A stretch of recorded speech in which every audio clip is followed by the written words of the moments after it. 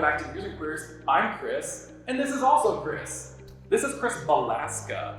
I will be heretofore referring to her as Balaska because my last name is Landry and hers is not, and that makes it easier. Significantly. So you've seen Balaska's cars on our channel before, and here those are.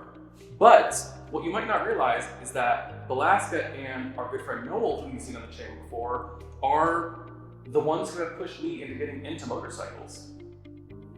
So this is an introduction of Balaska to the channel, and we've also sat down here with your bikes. So what do we got here? Well, going from right to left, we have a 2012 Suzuki V-Strom. This is my adventure bike, my daily rider. It's got about 87,000 miles on it. Never given me a lick of issue, and it's just one of the favorite things I've ever had. It's spectacular. And you've had that one for a while. I have, yeah. I've had that one for going on about 3 years now, which is actually the longest I've ever had anything motorized, which is kind of says something about my inner psyche. Anyway, so this is a 2021 Ducati Panigale V2. So it's not the V4, which is the $40,000 carbon fiber ultra race bike. This is just the still expensive, slower version. Slower. Yeah. Still way more horsepower than any human being needs in a bike. And this is a 1974 Honda CB200T. This is the oldest in my collection. I bought this running but barely and have spent a little bit of time fixing it up. Now she runs like a top.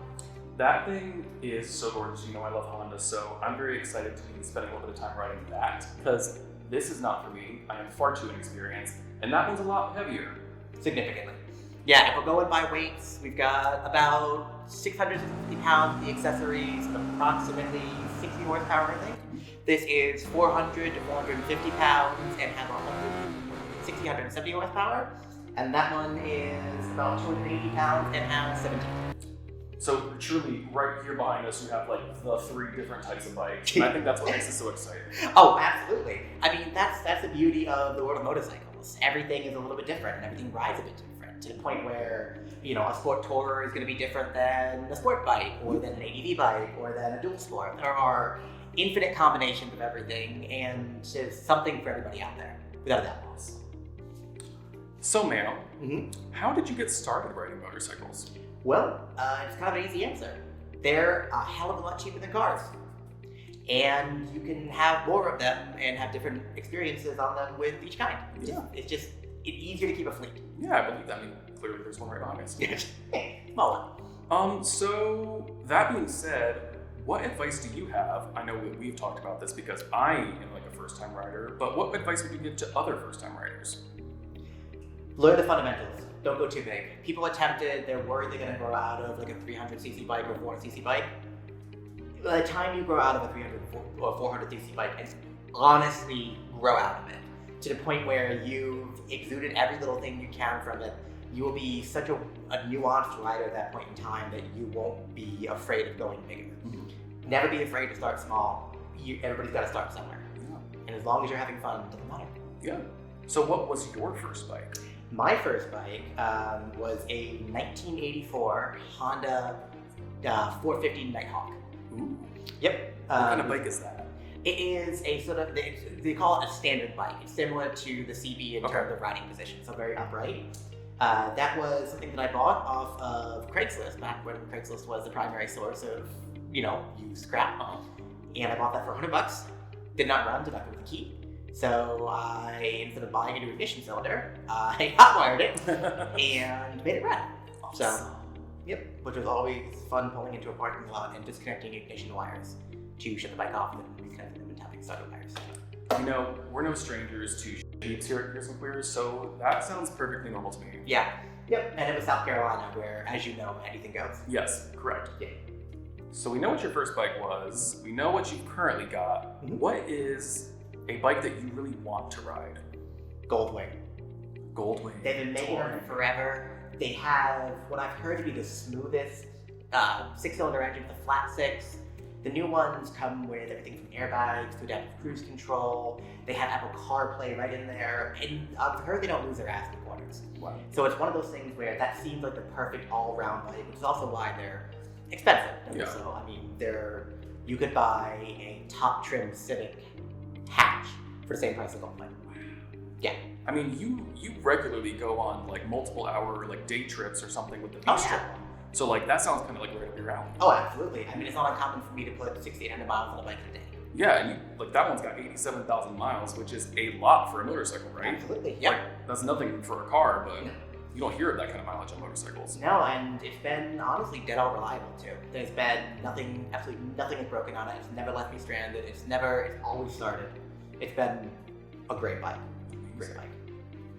So that being said, in all of your experience thus far with motorcycles, what would you say is your most favorite thing about motorcycles? And then also, what is your least favorite thing about motorcycles? It's cliche, and I'm gonna preface it with that, but there's a sense of freedom that comes with a motorcycle, especially something like, well, it doesn't matter the bike. It's just that ability that you know that you're an integral part of what's happening. Where you can put a car in drive, you can get out of the car, and the car will continue to hit something. If I put the thing in gear and got off it, let the clutch out, it's gonna fall right over. You are an integral part of making this contraption work. And then there's your connectedness to the outside of it. You're riding through a valley surrounded on both sides by large mountains on this tiny little switchback road. You've got the flowers that are flowing into your helmet, everything smells lovely, you've got the fresh cut grass, and all you've got is just the task at hand. You only focus on that. It is such a meditative experience when you're in a situation like that, that it's how I clear my head. Without a doubt, how I clear my head. Yeah, I have not gotten to have any of those kinds of rides yet. I am still very timid on a bike and have only really puttered around a parking lot, but I'm really looking forward to those. We'll get you out there. Oh yeah, absolutely. So how about least favorite? Traffic safety. Fair. And it's not even so much what I'm concerned about myself with. I'm worried about other people. I'm not worried about people changing lanes into me. You can be aware enough to prevent that a lot of the time. My concern is when stationary. Really? If someone's coming barreling up behind you staring at the phone. Yeah. And you're at a red light, where are you gonna go? Yeah, that's fair. So that's the worst part about it, and that's really my only concern about it, is purely being hit while stationary. I'm far more concerned about that. And we're in metropolitan Atlanta. We're inside the perimeter, so I know you like to go right up in the mountains a lot. Oh, I have to. I can't ride. The only thing that I ride around the city is the CB, only because it's so light. And even then, I stick to smaller back roads for everything. If I'm going the highway, I'm going to actually ride. You have to leave the city. Yeah, I believe that. I'm scared to even drive a car around this place. I mean, it do be like that sometimes. Do not forget to like, share, and subscribe, especially if you're a motorcycle girly like us. Please do, because that way Honda might actually loan us a gold ring, and I can make my dreams come true. That'd be exciting. See you next time. Bye. Bye.